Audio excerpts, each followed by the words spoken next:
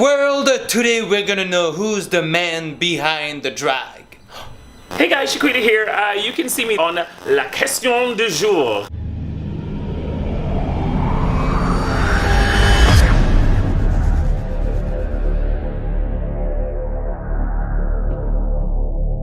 Hey guys, it's Eric Jetner for La Question du Jour. Thank you so much for being so loyal. Keep following, keep subscribing, and down the screen you have this little bell, so ring the bell and you don't miss out any videos, any notification. Today it's Friday, hashtag Fry Drag, and I am so happy and excited to have the one and only Shequida! Hi everybody! Cheers! Cheers! I'm like actually the only one. No. Cheers to you guys, it's Friday. Cheers. It's a new episode of RuPaul's Drag Race. That's right. It's French wine. It is, yeah, okay. That's what she says. From the bodega. So who's Shequida? Shequida is hashtag annoying. I don't know. Shequida is a character that I created a while ago. I would describe Shequida as sort of glamorous, bitchy, funny, Talented. Oh, okay. I said it. Talented. I think that's your opinion. I think my mother would say delusional. And my psychiatrist would say alcoholic. Cheers! Cheers! Cheers to that! So we're gonna have a lot of cheers today. Oh god. It's the very first time that I interview a drag without being a drag. Scary. It's scary. I know we're not that good without makeup. That's why we wear makeup. No, stop it. Who's the man behind the drag? So I've been a performer since I was 5 years old. For me, drag is sort of just another character. It's performance for me. How did you start? Like, actually, it was by accident. Really? I didn't even plan. All the queens, like they say, it was an accident. It was on Halloween. It is. But that's why we always say Halloween is the official birthday of all drag queens. If you're a queen and you're like, yes, I slayed the first day, then you're delusional, honey. Okay. No, we all have beginnings, honey. And let's not flash any pictures of me from back in the day, honey, because we'll see if you can. I actually started as it was an accident. I was going to school, and at the end of the show we were doing, they were all like, "Let's go out and party." And I'd never been to a club before, but this was back in the '90s where you had to dress up, and they had to pick you outside. So we all went down to the costume shop. They dressed us up. We went to this club, and we all got out, and I was the one out of the entire group that they picked. And they're like, who are you with? And I was like, what's going on? And so we walked into the club, and somebody came up to me who I thought at the time was Boy George, because well, I didn't realize it was a costume party. Everyone was dressed up, and I was like, oh my god, Boy George just offered me a job, and my friend's like, you're a dummy. That's not Boy George. But that's how it started. I went back the next Saturday as a host of the club, which turned out to be the biggest club in the world at the time. What was the name of it? The Roxy. I was the host of the Roxy for like the longest time, and then just sort of blossomed from there. So you're from Jamaica? Yes, I was born in Jamaica. When did you came to New York? I moved to you're trying to get my age, aren't you? No, we don't. Cheers. No. Let's get Eric. Cheers to age. Let's get Eric drunk. Wait, you're French. You people don't get drunk. Jesus Christ. Can you get the box of wine? I moved here when I was 12 years old with my family. When you moved to New York, you went to Juilliard right away? Or? No. Oh my goodness, I was 12. Well, I don't know. That's like somebody, you know. I mean, I'm talented. I'm talented, but not that talented.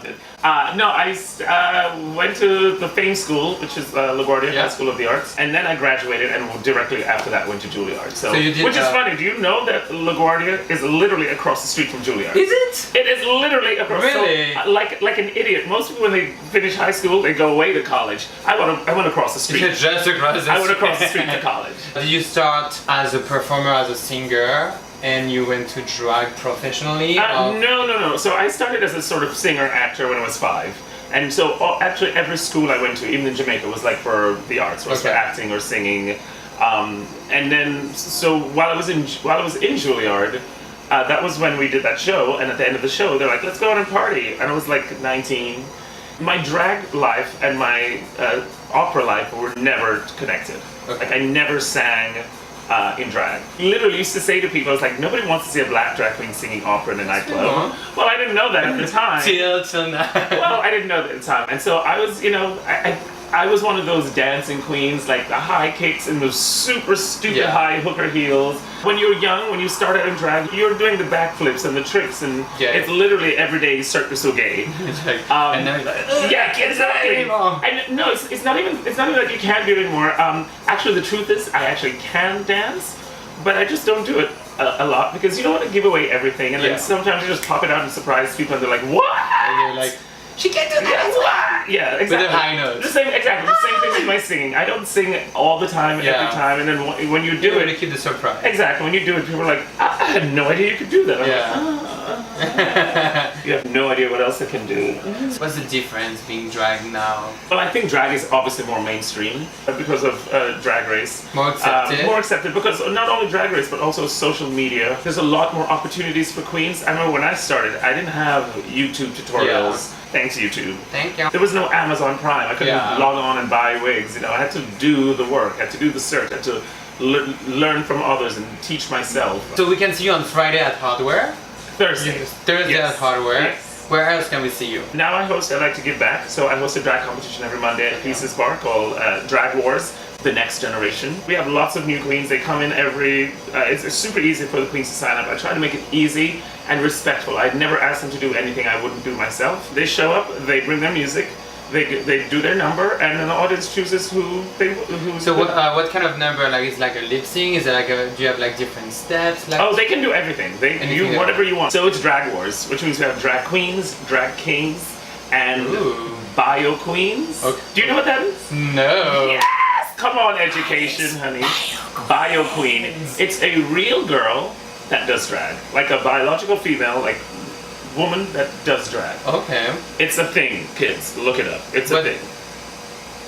Okay. I know. What do you think about it? Is it like, do you think it's fair? Okay, drag is an art. It's like the art of a man transforming as a woman. Is that, but nowadays, but that's the thing isn't drag supposed to be what you make it? Drag is really anything. At first this was like, you know, everyone's like, oh, that's unfair, she has a real vagina. My drag is definitely more feminine. Yeah. But there's lots of drag queens that, you know, that do like wild, crazy looks and more avant-garde or more like haute couture, more fashion.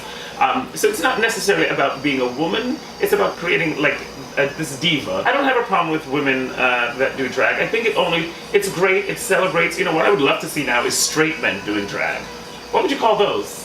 Drag queens. Drag queens, right? I'm like, 1 second. So cheers to bio drag. There you go, bio drag and straight drag. Since we're talking about the competition at Pieces, I have a friend, Philip. Okay. Is what we call drag at home. Okay. So he starts to be a drag. You can see a picture right now on your screen. He tries to get out of the house. Some queens, they give him advices to just go see a drag show. Don't be scared. What would you advise him? Well, that's exactly why we do Drag Wars. Because it's not easy for a new queen to get a gig. Kudos to the owners of Pieces. Such a safe space. And I don't deal with bullshit.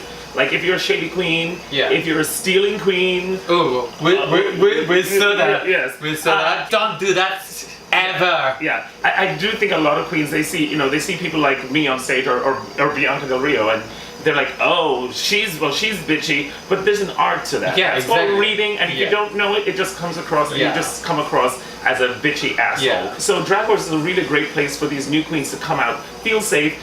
It's not about winning the cash prize. That's nice, but it's not about that. It's about getting your experience. It's about, you never know who's in the bar. A lot of queens that started at Drag Wars are now working queens. You have Jan Sport, who's now working all over the place. Gigi Catano, who's working all over the place. It's a great platform. I mean, exactly, but it's, as I said, it's not about winning. It's just like Drag Race. Yeah, some of the most famous people are the people that never won Drag Race. Shangela never won, like 2 or 3 times. But she is super famous and always traveling. If you've never done drag, there's a couple of queens that come in and they're backstage with all the other queens and they sign up to do the show, and then right at the last minute they pull out.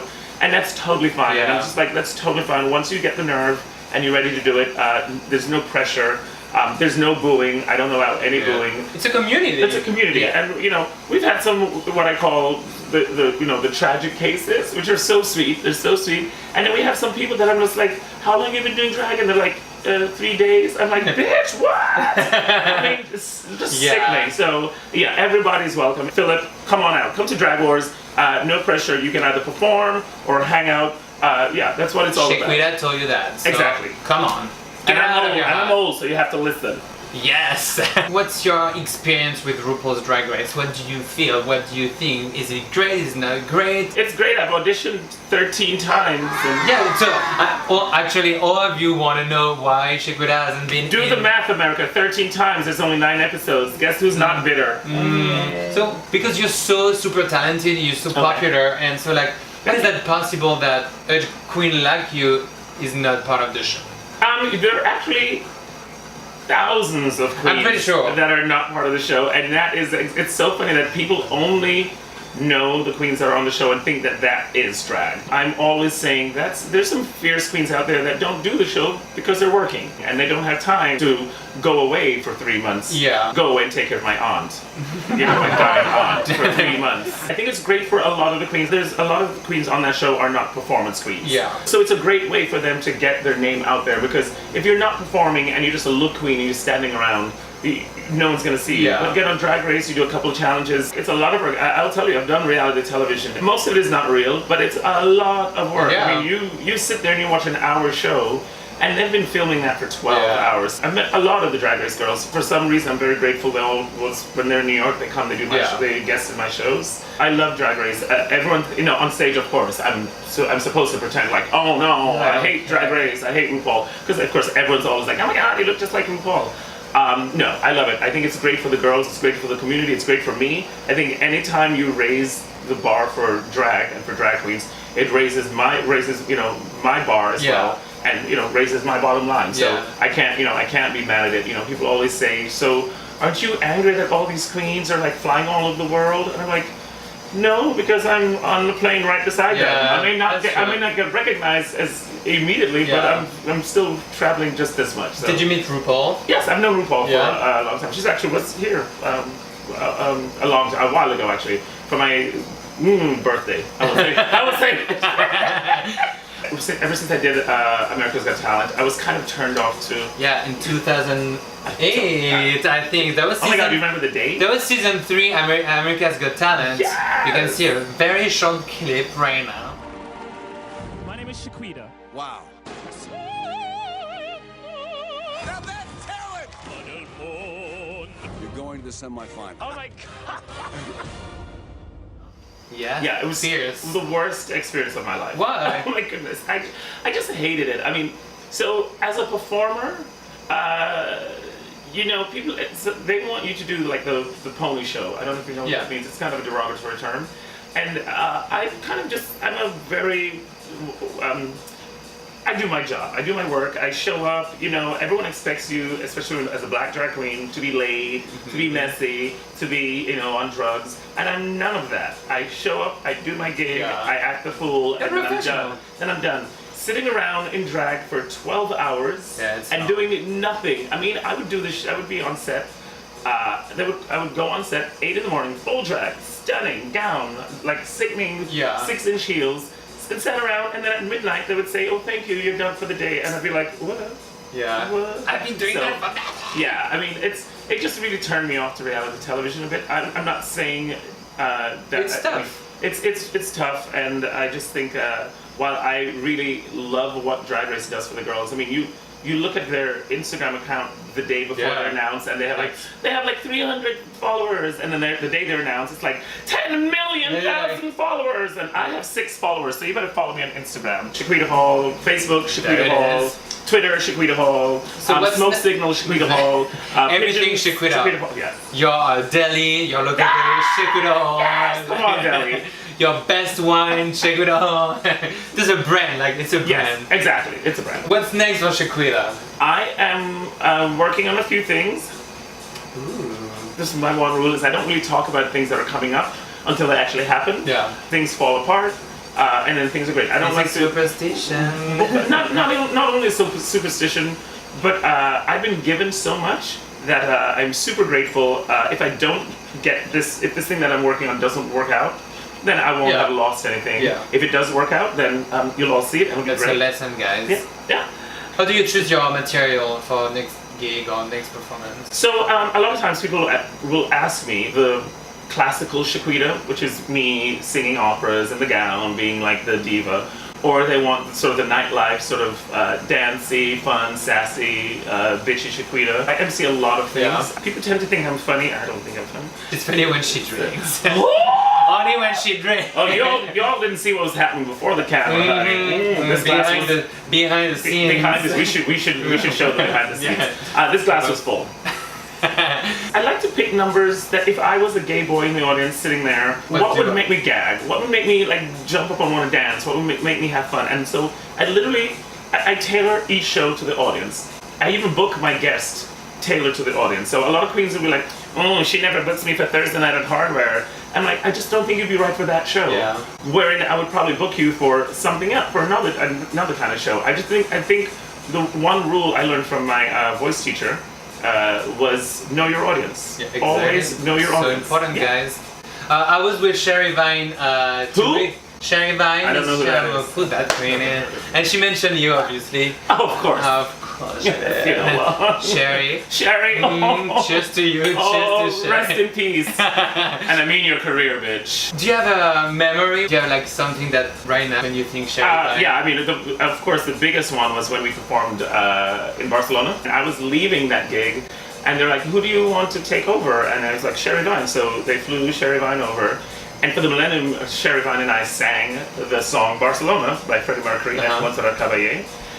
And literally just people were just like, I mean, I think we had to sing it like 3 times. People were just like, what? Yeah. It was just a magical moment. It was like, you know, the change of time and everyone was like, Y2K. And yeah, that was great. I mean, but we've traveled so many places and worked so many places. I love Sherry. She's a whore. And, you know, Sherry Vine makes me look like a virgin. Miracles. So last week I was with Ariel St. Clair. She has a question for you. Oh mon dieu. My question for the next drag queen would be, are you a top or a bottom? Top. Ooh, that was... I mean, isn't it obvious I'm Jamaican? What is your question for the next queen? Oh my goodness! What drives you to do drag in this era of drag race and social media? Is it money, fame, or the art? Who is your inspiration?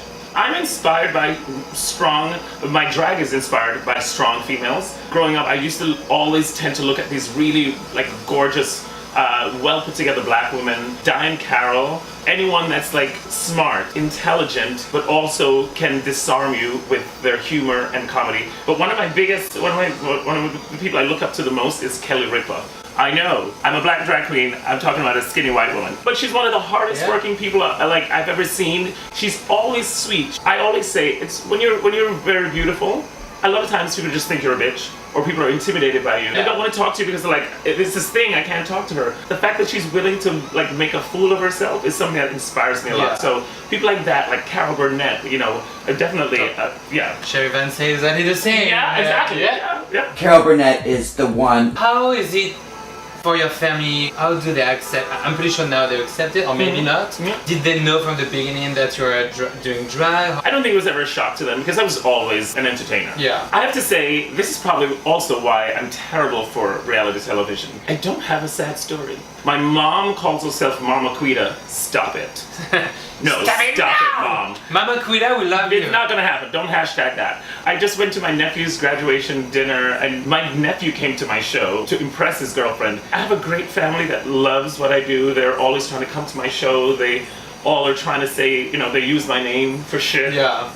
Stop that. I love performing for the gays, but it's almost interesting for me to perform for straight people and just like blow their minds, and just not just blow their minds, but open their minds to the fact that not all drag queens are, you know, I remember when a long time ago I was moving into my apartment, and into an apartment with a roommate, and I didn't tell the roommate in the beginning that I was a drag queen because I knew the connotation that it had. Once I signed the lease, I was like, by the way, I'm a drag queen. And he goes, oh, what's your name? He went to work and he like told people, and literally that next night I came home, there were like 8 people in the apartment just like, oh my God, you're Shequida, oh, we want to meet you. So that works out, amazing. you know, yeah, in my favor. I say this to all young drag queens. We're having fun on stage. Don't think that just because you're in drag and you're on stage and you're under the lights, that gives you the right to be a bitch, to treat people, to look down on people. Don't be a bitch, girl. But remember that without the audience, you're literally a gay boy at home with your hairbrush singing in front of a mirror. So just treat everyone the same because you never know who you're talking to.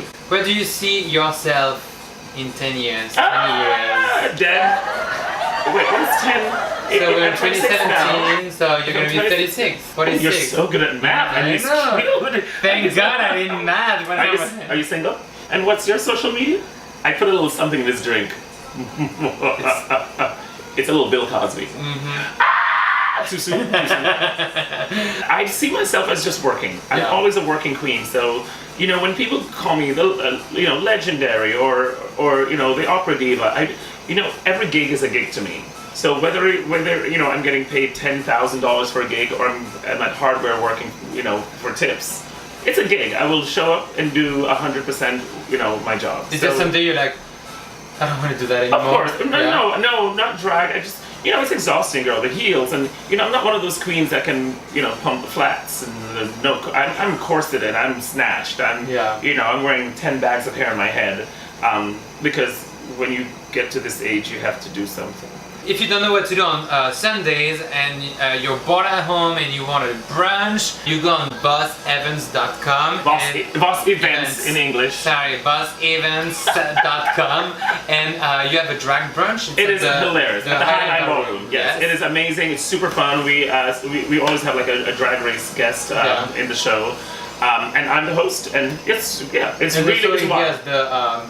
The ride for drag. Yes, Queen of the Ride on Saturday nights, hosted by Tina Burner. Yes. If anybody knows who that is, I think there's like 2 people who. Yeah, but I mean, us too. And we love you, Tina Burner. Thank you so much. Oh my God, merci. Thank you so much. We could chit chat like for. I know. Thank you for coming to my home. Follow Shequida. Come see her. Say hi to her. She's not a bitch. Merci. Mwah. Mwah. Oh, sorry. We'll wait till the camera goes off. Bye.